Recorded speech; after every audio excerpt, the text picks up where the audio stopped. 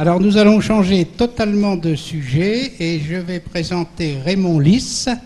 Peut-être Michel Merle, veux-tu le présenter ou tu me laisses le soin de le faire? Bon. Donc Raymond Lys est un chirurgien luxembourgeois qui a effectué l'essentiel de sa formation à Strasbourg. Puis après 4 années en Allemagne, il introduit dans son pays les techniques d'autosuture en chirurgie digestive. Pendant plus de 30 ans, il a développé avec son équipe une intense activité chirurgicale à temps plein dans un hôpital privé, dont il nous a présenté d'ailleurs ici un magnifique livre. Il est l'un des rares chirurgiens à avoir conçu, réalisé et dirigé pendant 20 ans à Luxembourg un centre hospitalier exceptionnel par son aspect architectural et fonctionnel. Il a intégré dans cet ensemble un Medical Training Center qui, durant ces 10 dernières années, a reçu en formation plus d'1 millier de chirurgiens orthopédistes provenant de toute l'Europe. Et depuis 40 ans, il s'est impliqué dans le monde associatif des médecins luxembourgeois, puis il a intégré en 1992 l'Association européenne des médecins hospitaliers, dont il sera président durant 12 années jusqu'en 2009, et cette position à Bruxelles lui permet d'étudier dans l'Union européenne tous les systèmes hospitaliers et de participer aux différentes commissions qui veulent faire évoluer les systèmes de santé. Aujourd'hui, Raymond Lys souhaite vous présenter l'état des lieux sur la mobilité des patients dans l'Union européenne à la suite de la dernière directive. Donc, merci de bien vouloir prendre la parole. Merci, Monsieur le Président. Merci, Monsieur le Secrétaire Général, de me donner le privilège d'exposer ici devant vous tous un sujet qui, dans la pratique courante, ne passionne pas les chirurgiens autant que les opérations que nous venons de voir. Et je m'excuse de vous sortir un peu de cette ambiance de salle d'opération pour vous dire quand même ce qui se passe en dehors sur le plan européen. Et je crois que c'est un sujet qui, depuis maintenant 2011 que cette circulaire est en instance de fonctionner, et en 2013 elle a été changée en loi nationale, c'est quand même un changement par rapport à ce qu'on savait avant. Vous savez, l'Europe est née par différentes étapes, et je ne vais pas m'étendre longtemps là-dessus, mais le traité de Paris, le traité de Rome, c'était 6 pays. Traité de Maastricht, c'était déjà signé par 12 pays. Et les 3 traités ne traitaient en rien du tout sur le secteur de santé. Le secteur de santé a été exclu de ces traités pour avoir des compromis politiques. Venait alors se rajouter, à la fin des années 90, la Cour de justice avec des sentences et vraiment des pas décisifs sur le plan juridique, où on parlait d'un arrêt Kohl et Decker. Par hasard, ce sont encore 2 luxembourgeois qui ont semé la pagaille, parce que l'un, il s'est acheté des lunettes en Belgique et l'autre s'est fait traiter les dents en Allemagne, et il voulait être remboursé par la caisse de maladie luxembourgeoise. Et c'est là qu'il y a eu une plainte à la Cour de justice européenne, et ils ont eu raison. Autre cas assez spectaculaire, c'était le malade Perboom en Hollande, qui avait un accident de circulation et était en coma vigile après. La famille et ses médecins ont dit il y a peut-être un centre en Europe où on peut l'aider. Ils l'ont emmené en Autriche, et là, il a été sorti de son coma. Mais la caisse hollandaise a dit c'est une technique que nous on ne connaît pas, on ne paye pas. Cour de justice européenne, ils ont eu raison. Et alors, c'est surtout ces cas-là qui alors induit aux discussions européennes concernant la libre circulation des malades en Europe. Mais vous savez là le bâtiment à Strasbourg, il manque encore des étages au-dessus. On est déjà à 27, 28 maintenant, et avec le nombre de pays, les problèmes de trouver des accords, évidemment, deviennent de plus en plus difficiles. Néanmoins, cette directive a été transposée en loi nationale dans tous les pays à partir du 25 octobre 2013, Et ce que moi je voulais savoir, qui a participé très souvent à ces discussions dans les milieux de Bruxelles, en représentant les médecins hospitaliers, en représentant les médecins au comité permanent, qu'est-ce qui est devenu maintenant cette directive qui a coûté, alors je dirais, une bonne douzaine d'années de discussion, et qu'est-ce qu'il en est suivi? Vous voyez le chemin pour une directive, évidemment, c'est assez long, déjà sur le plan politique. Ça part des chefs d'État de gouvernement qui donnent une recommandation à la Commission. La Commission elle-même propose alors des textes au Parlement européen. Le Parlement européen va au Conseil des ministres qui sont concernés. Ces ministres, souvent, alors, consultent les organisations professionnelles. Et tout cela fait que c'est surtout l'influence des parties prenantes dans le système qui va décider de l'orientation. Alors, en anglais, on appelle ça les stakeholders. Et je me rappelle une de mes secrétaires qui, au début, confondait toujours et elle mettait un E dans stake. Comme ça, c'était vraiment que chacun voulait défendre son propre beefsteak. Donc, les malades, ils sont très bien organisés. Il y a une soixantaine d'organisations nationales et européennes qui se retrouvent régulièrement à Bruxelles et qui sont chapitonnées par le European Forum of Patients. Les hôpitaux, avec l'organisation HOPE, que vous avez peut-être déjà entendu, mais l'organisation HOPE défend l'intérêt des hôpitaux au niveau européen. Eux sont très concernés par les budgets hospitaliers, donc il faut aussi veiller à ce que ces remboursements, etc., soient enfin réglés. Les médecins, bon, écoutez, les médecins, ils ont le comité permanent des médecins à Bruxelles, qui regroupe toutes les représentations nationales, mais aussi les organisations spécialisées, par exemple l'UEMS, les spécialistes, il y a les généralistes, il y a les médecins des hôpitaux, il y a les salariés. Tout cela, pour arriver dans le milieu médical à un accord, je n'ai pas besoin de vous dire que c'est un travail de fourmi, et peu à peu, les médecins ont une attitude quand même maintenant assez concordante. Les infirmières, très nombreux sur le plan politique, très important, parce que les politiciens s'orientent toujours selon le plus grand nombre, parce que ce sont les plus grands électeurs, le plus grand nombre d'électeurs. L'industrie pharmaceutique, ne veut surtout pas qu'il soit négligé. Les caisses de maladie, évidemment, c'est nous, on paye, donc nous, on doit aussi être écoutés. Et puis, finalement, les pouvoirs politiques doivent ficeler tout ça dans une directive et ensuite dans une loi nationale. C'est très important de voir cette influence des parties prenantes.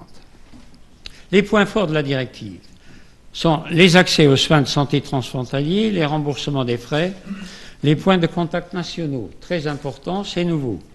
Les coopérations transfrontalières, les coopérations dans le cadre des maladies rares, et surtout dans le cadre de e-health, c'est l'informatique qui devrait déjà, depuis des années, nous mettre sur les mêmes niveaux, mais ce qui n'est pas vrai. Et puis les reconnaissances des prescriptions médicales, si vous faites une ordonnance en France, elle vaut pour l'Italie, pour l'Espagne, etc. Ça sont les points forts de la directive.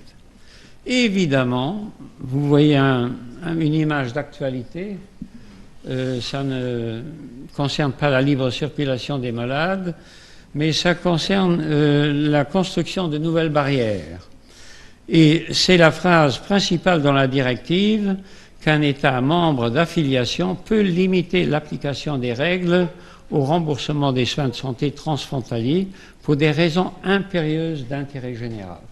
Donc si un État dit, écoutez, ça nous fout en l'air tout notre équilibre budgétaire dans les caisses de maladie, on fait des barrières. Le Parlement européen, évidemment, là il y en a aussi plus que 600 qui doivent se mettre d'accord, mais au niveau maintenant des résultats de la directive, je vous présente sommairement les points principaux qui sont maintenant réalisés. Alors, en ce qui concerne le recours à l'autorisation préalable, il y a 14 États qui ont dressé une liste pour les séjours à l'hôpital, pour les soins hautement spécialisés. Vous savez que la directive ne concerne pas l'ambulatoire, ça concerne seulement les soins hospitaliers et les soins à coût très élevé. Il y a 6 États qui ne demandent aucune autorisation préalable, comme par exemple le Danemark, la Suède, on peut aller où on veut. Ensuite, il y a quand même aussi certains États qui ont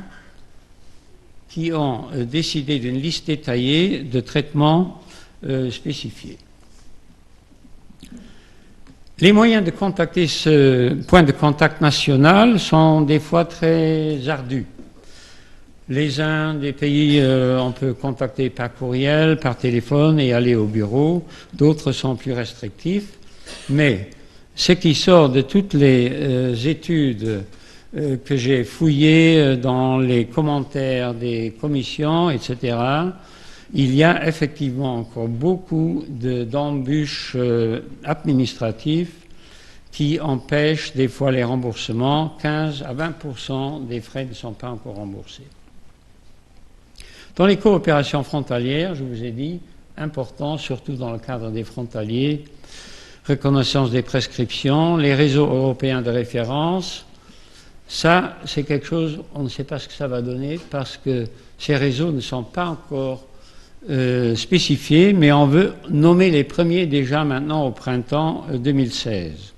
Mais on ne connaît pas encore le mode, comment ça va fonctionner. Santé en ligne et aussi l'évaluation des technologies de la santé, c'est une évolution qui dépasse le cadre européen. C'est sûr que cette directive devra s'adapter dans les années suivantes là-dessus. Et puis, il y a les collaborations transfrontalières qui se sont déjà faites il y a quelques années avant cette directive, mais qui en Alsace ou dans la région Hollande, Belgique, Luxembourg, France, Belgique, sont déjà en route. Conclusion, le niveau de mobilité reste bas, comme avant la directive. 5% à peu près des personnes ont été traitées dans un autre pays jusqu'ici. Ce chiffre est pratiquement le même qu'avant. Mais le nombre de citoyens informés, et je dirais aussi de médecins informés, reste très faible. Ça, vous pouvez le lire dans l'étude Eurobaromètre. Je vous ai donné le site internet où vous pouvez trouver tous ces chiffres qui sont très intéressants. Parce que les contraintes administratives dans certains pays sont encore très fastidieuses.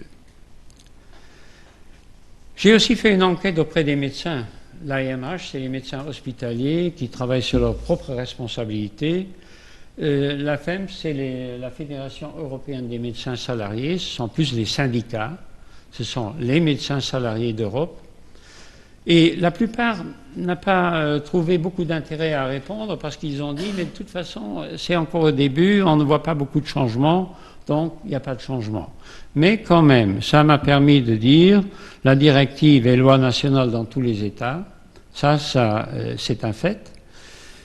Mais depuis, il n'y a pas de changement notable dans l'activité hospitalière, d'un hôpital à Vienne ou d'un hôpital à Nancy ou d'un hôpital à Rome. Ça, dans toutes les réponses, c'était pratiquement la même chose. Pratiquement aussi la même chose, c'est l'ignorance des médecins concernant ces points de contact. Ils disent, mais ça c'est pour les malades, ils n'ont qu'à se débrouiller avec la caisse. Mais à la fin de mon exposé, je vais quand même dire que c'est important pour les médecins de le savoir. Obstacles administratifs fréquents, je vous en ai parlé, ça les médecins aussi le trouvent. Et puis, ils espèrent que e-health et télémédecine vont accélérer ces échanges. Il y a des obstacles financiers concernant le remboursement et aussi le remboursement des médecins des fois. Mais la question des listes d'attente, qui au début était aussi un argument pour aller dans une directive, par exemple dans les pays nordiques, il fallait attendre 2 ans, 3 ans pour avoir une prothèse de hanche, tout cela ne semble pas impacter. Mais entre les lignes, j'ai quand même trouvé qu'il y a toujours des listes d'attente en Angleterre, en Norvège, en Suède, etc. Donc, les conclusions d'autres rapports, vous pouvez les voir au niveau d'Internet avec la direction générale de Sanco, qui dit exactement la même chose que je vous ai maintenant relevé. Les malades commencent déjà à s'organiser car beaucoup se plaignent qu'ils ne sont pas assez remboursés parce que dans une époque où les politiciens parlent toujours de, je me permets de faire un terme anglais, empowerment of patients, c'est-à-dire rendre les malades plus puissants. Les malades trouvent toujours, avec leurs avocats derrière eux, qu'ils ne sont pas assez puissants. Et donc, ils disent déjà, les embûches administratives sont trop grandes.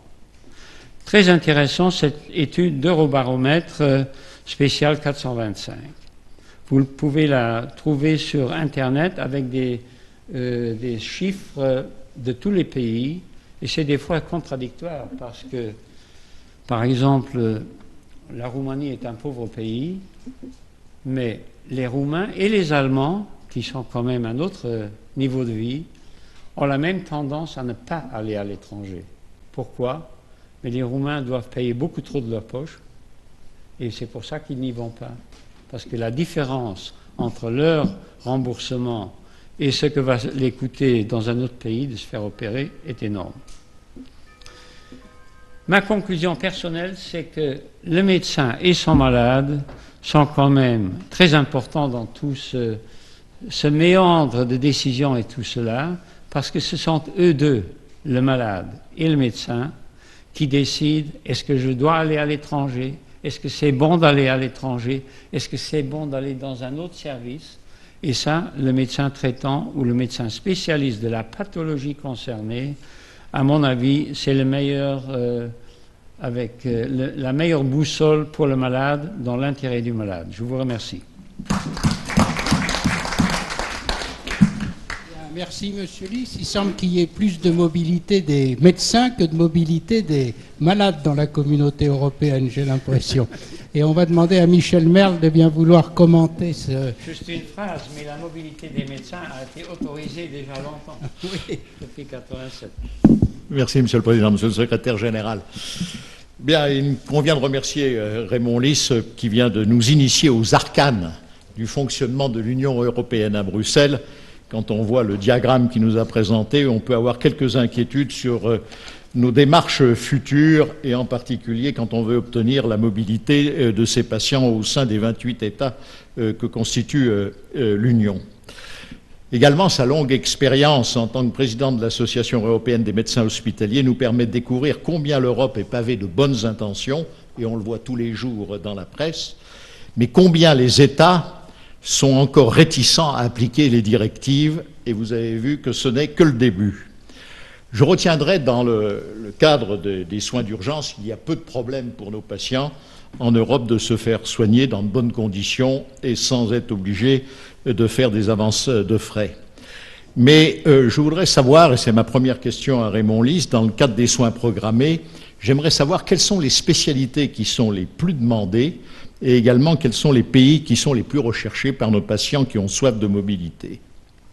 Et puis enfin, pour le problème du tourisme médico-chirurgical, et vous le vivez vous également au quotidien, il est souhaitable, à mon avis, que les soins coûteux soient soumis à une autorisation préalable.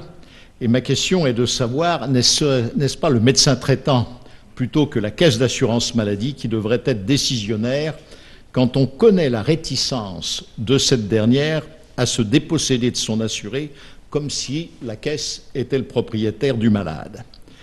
Vous avez également montré le nombre d'intervenants à Bruxelles pour aboutir à une directive qui s'impose aux 28 membres de l'Union européenne. Ce qui est inquiétant, et à travers le diagramme que vous nous avez montré, c'est la difficulté des médecins pour se faire entendre face aux lobbies. Et les lobbies bruxellois sont absolument une industrie extraordinairement active. J'observe qu'il y a déjà plus de 60 organisations de malades représentées dans ces institutions. Et elles ont un pouvoir politique extrêmement puissant, important.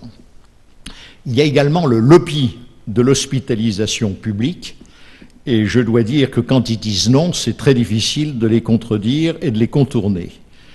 Vous avez également un lobby paramédical qui pèse lourd à Bruxelles. Si vous prenez rien que la France, il y a 600 000 infirmières en France. Nous sommes 260 000 médecins en France. Vous voyez qu'on ne pèse pas beaucoup actuellement dans cette boucle des lobbies bruxellois. Et l'industrie pharmaceutique, en Europe, c'est 1 300 000 salariés. Vous voyez que ça pèse très lourd. Alors ma dernière question, et j'espère que la réponse sera optimiste, à Raymond Lys, compte tenu de votre expérience à Bruxelles, quelles recommandations feriez-vous à nos confrères pour peser dans la politique de santé au niveau européen? Bon, merci Michel pour ces commentaires et ces questions. Évidemment, en ce qui concerne les pathologies, il y a une différence à faire entre les malades qui se sont fait soigner déjà à l'étranger et ceux qui disent si j'ai ceci ou cela, j'irai à l'étranger. Là, il y a une grande différence parce que ceux qui disent si j'ai un cancer, je vais aller dans le meilleur service à l'étranger, premièrement, il faut qu'ils aient un cancer. C'est pas sûr, heureusement. Donc, ces statistiques sont très difficiles des fois à éplucher. Mais il ressort évidemment de toutes les statistiques qui ont été produites que les maladies cancéreuses, c'est en premier lieu un motif pour aller dans un centre spécialisé. Ensuite viennent la chirurgie cardiaque ou la cardiologie interventionnelle. Dans beaucoup de pays, il n'y a pas encore les services assez spécialisés. Il y a surtout aussi tout ce qui tourne autour des prothèses de hanches et de genoux.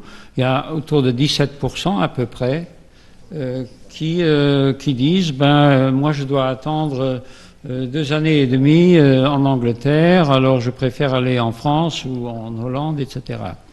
Il y a la rhumatologie, il y a les opérations de cataracte et les maladies rares, évidemment. Les maladies rares, c'est clair que là, certains pays n'ont pas assez de centres spécialisés pour faire face. Ensuite, deuxième question, c'était dans le cadre européen, ce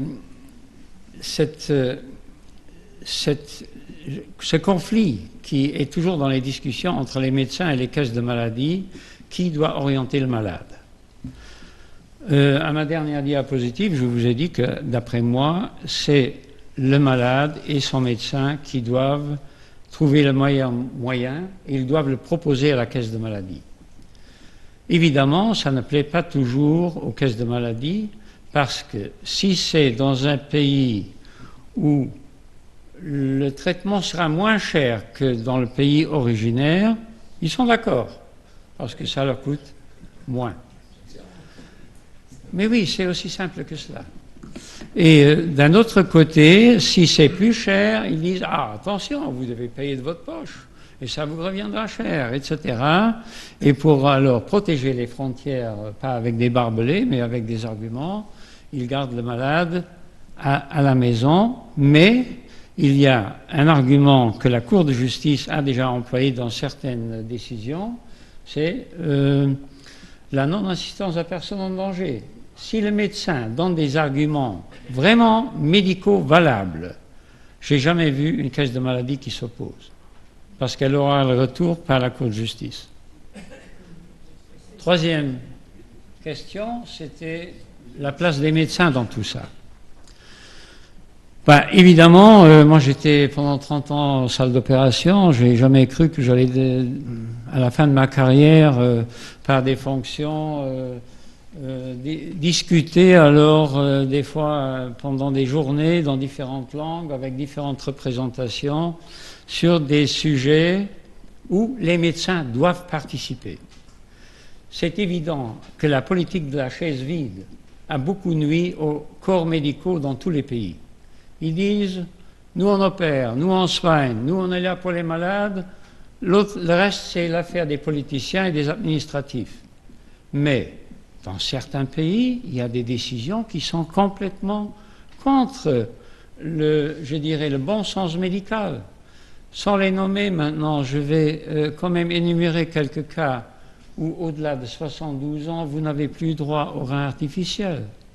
75 ans, vous n'avez plus droit à une chirurgie cardiaque pour des raisons économiques. Et s'il n'y a pas de médecin qui dit ça, c'est criminel, alors personne ne le dira. Ça, c'est la problématique. parce que les arguments changent souvent. Si on argumente en bonne santé autour d'une table comme représentant d'une caisse de maladie qui doit veiller à ce que l'équilibre budgétaire soit gardé, ou si soi-même on est malade et on veut requérir les meilleurs soins possibles. Ça, évidemment, c'est la réalité humaine. Personnellement, moi je crois que les médecins ont à jouer un rôle important et ont joué un rôle important parce qu'ils sont maintenant impliqués dans ces discussions européennes. Le problème, c'est de trouver des gens qui veulent bien, à la fin de la carrière, ou même dans la carrière, se lancer dans cette bataille parce que ça dure longtemps et le résultat, vous voyez, maintenant la directive depuis presque 3 ans, elle est en route. C'est souvent la même chose. Mais sans les médecins, ce serait pire. Je vous remercie. Bien, merci. Je ne sais pas dans quel pays on va aller se faire soigner, on verra. Des questions dans la salle? Oui, moi, j'ai une question. En France, par exemple, c'est un problème aujourd'hui. Un malade arrive d'Algérie. Je vais prendre un exemple assez courant. Il a une insuffisance rénale, il doit être dialysé en Algérie. C'est pas fait pour des raisons économiques, médicales ou autres, pas d'importance. Bon, il vient en France, il a de la famille. 2 jours après son arrivée en France, il se pointe aux urgences. J'ai mal, j'ai un problème, donc il est hospitalisé. On découvre une insuffisance rénale et la France est obligée de le dialyser et de prendre en charge.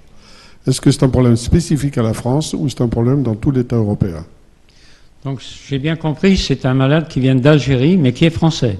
Non, il est algérien. Il est algérien. Et il arrive par le biais des urgences. Oui, mais là, donc on ne peut pas le renvoyer en France avec son insuffisance D'accord. rénale. Mais là, évidemment, j'ai seulement parlé maintenant des problèmes qui sont inhérents à la directive concernant les Européens. Donc il y aura maintenant, dans 2 ans, 3 ans, une nouvelle, je sais pas, directive ou un accord réglant ces problèmes-là, parce que s'il y a des millions qui viennent en Europe, tous les pays seront confrontés.